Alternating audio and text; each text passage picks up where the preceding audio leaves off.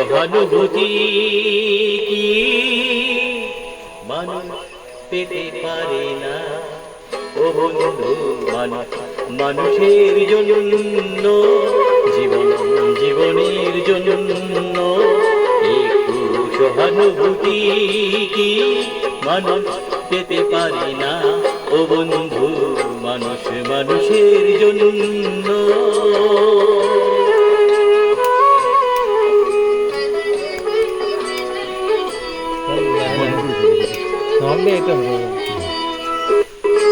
মানুষ মানুষকে পণ্য করে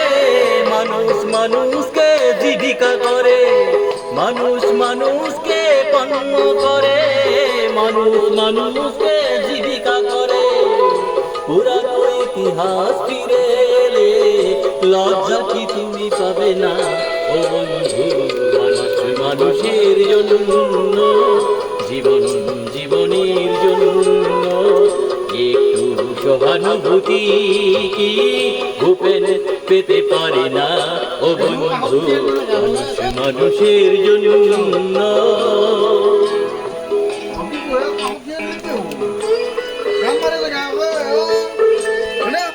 কি তোমার ক্ষতি জীবনের অনবধি নদী পার হয় তোমাকে ধরে দুর্বল মানুষ যদি বলো কি তোমার ক্ষতি জীবনের অনবধি নদী পার হয় তোমাকে ধরে দুর্বল মানুষ যদি সে না হয় মানুষ দানব কখনো হয় না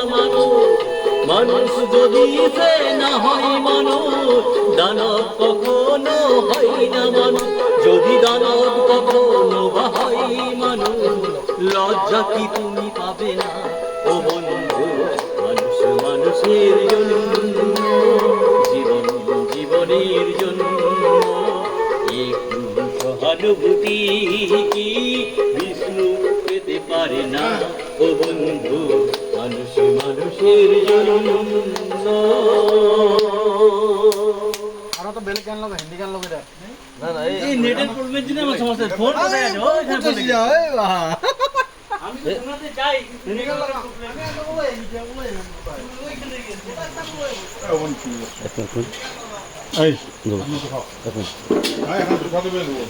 সুন্দর অনুষ্ঠান চলি আছে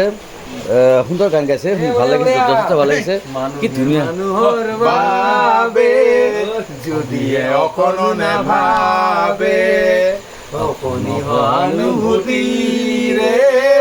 কোনেনো ভাবিব নোৱা সমনীয়া মানুহে মানুহৰ বাবে মানুহে মানুহৰ বাবে সঁচাই ভাল লাগে যথেষ্ট আমি যদি অকণমান দেখাব পাৰোঁ দেখাইছে এয়া মটন ব্যৱস্থা কৰিছে আমাৰ যি নৈপাম স্বত্বাধিকাৰী বিজু তালুকদাৰে তেখেতক যথেষ্ট আমি মানে কৃতজ্ঞতা আৰু অভিনন্দন জ্ঞাপন কৰিছোঁ তেখেতৰ এই নৈপামলৈ প্ৰথম দিন আহি আমি আজি ইমান সুখী হৈ গৈছোঁ আমি যদি পাওঁ আমাৰ বন্ধু এজন আছে সুদূৰ বৰমাৰ প্ৰায় যদি লগ পাওঁ অকণমান দাদা কি ক'ব আজি অনুষ্ঠান এটা ইমান কি ক'ম আজিতো মোৰ তাৰমানে ক'বলৈ একোৱে নাই আচ্ছা আজি মই বিন দাস সুন্দৰ না মোৰ সংসাৰ আছে না মোৰ কিবা দায়িত্ব আছে আজি মোৰ একো নাই আচ্ছা সুন্দৰ আৰু এই একো নোহোৱাখিনিক লৈ আজি মই এনেকুৱা এটা আনন্দ উপলব্ধি কৰি আছোঁ হয় য'ত নেকি মই বুজাবৰ কাৰণে আপোনালোকক ক'বলৈ একো ভাষাই নাই হয় হয় মই যদি আৰু কোনোবাৰ আমাৰ যদি চৰকাৰে পাওঁ নৈপামৰ চৰকাৰে যথেষ্ট কষ্ট কৰি মানে কি মানুহৰ কাৰণে মানুহে মানুহৰ বাবে আপোনাৰ যিটো মানে গান বা যিটো মানে অনুভৱ সেইটো চাগে ময়ো ভাবোঁ যে আপোনাৰ এইটো অনুভৱটো একদম পূৰা হাড়ে মজে লগত থকা অনুষ্ঠান মানুহে মানুহৰ বাবে আৰু এইটোৱে আৰু হয় এটা ধুনীয়া পৰিৱেশ আমি অনুভৱ কৰোঁ এই গোটেই বন্ধুবৰ্গ আজি লগ হৈছে ইমান ধুনীয়া পৰিৱেশ হয় আৰু আমি নিজৰ মনৰ কথা ফিল কৰিছোঁ অনুভৱ কৰিছোঁ নিজে শ্বেয়াৰ কৰিছোঁ ইটোৰ মাজত সিটোৱে তাতকৈ আৰু কি লাগে এই আছে ধৰণী আছে এই দেখাইছোঁ মোক এতিয়া কোনো কয় লগত আছে আমাৰ বন্ধু খগেন যথেষ্ট কষ্ট কৰি ভূপেন হাজৰিকাৰ কলা সংস্কৃতিয়ে আমাৰ অসমীয়া সমাজক যিখিনি অনুদান দি গৈছে নহয় ইয়াক পাহৰিব নোৱাৰি হয় আজি আমাৰ লগত থকা এজন ৱেষ্ট বেংগলৰ ভাতৃ সম তেখেতে যিটো ভূপেন হাজৰিকাৰ মানে বেংগলী ভাষাৰে যিখিনি মানে সুৰ সজ্জা দি ভূপেন হাজৰিকাৰ গান গাইছে নহয়, সেইখিনিক আমি ধন্যবাদ দিছোঁ, চেলেঞ্জ মানে কি চেলুট দিছোঁ। আমিয়ে পৰা নাই অসমীয়া হিচাপে, কিন্তু তেখেতৰ মানে কণ্ঠত ভূপেন হাজৰিকাৰ গান শুনি আমি আপ্লুত হৈছোঁ। আৰু এই আমি যিটো মানে মেহফিল বুলি ক'ব লাগিব, অনুষ্ঠানত আমি আজি আমাৰ গোটেই লগ বন্ধু মিলি এটা ধুনীয়া এটা মানে কি প্ৰীতি ভোজন চলি আছে। তাৰ লগত যিটো আমাৰ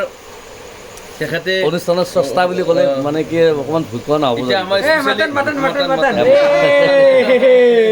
মটন ফ্ৰেছ মাটন হেৰি আনিছে আমাৰ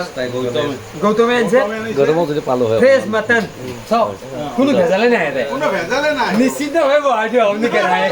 সুন্দৰ সুন্দৰ নিসিজিলে খাব পাৰে। আৰু যদি অকণমান পাওঁ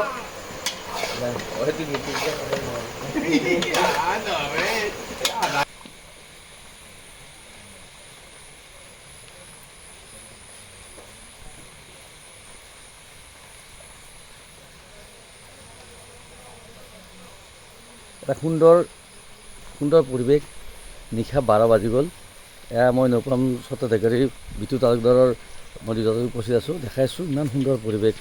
ইমান ধুনীয়াকৈ বনাইছে বস্তুবিলাক দেখিলে নিজৰ একেবাৰে ভাল লাগি যায়। ইমান ধুনীয়া বনাইছে, এইটো বনাইছে যে অসমীয়াৰ যিটো মানে পুৰণা সংস্কৃতি আছিল, সেই সংস্কৃতিটো ধৰি ৰখাটো যথেষ্ট কষ্ট কৰি বনাইছে। মই যদি পাওঁ অকণমান এইফালে আছোঁ, এয়া যাদৱ আছে মোৰ লগত, দেখাইছোঁ যাদৱক। এয়া যদি অকণমান পাওঁ, এয়া ৰঞ্জন যথেষ্ট কষ্ট কৰি আহি উপস্থিত হৈ অনুষ্ঠানৰ ক্ষেত্ৰত। ৰঞ্জন আচ্ছা, অনুষ্ঠানত আহি ভাল লাগিল যথেষ্ট, কি ক'বা বাৰু? বিৰাট ভাল লাগিছে। মই আজি ফাৰ্ষ্ট টাইম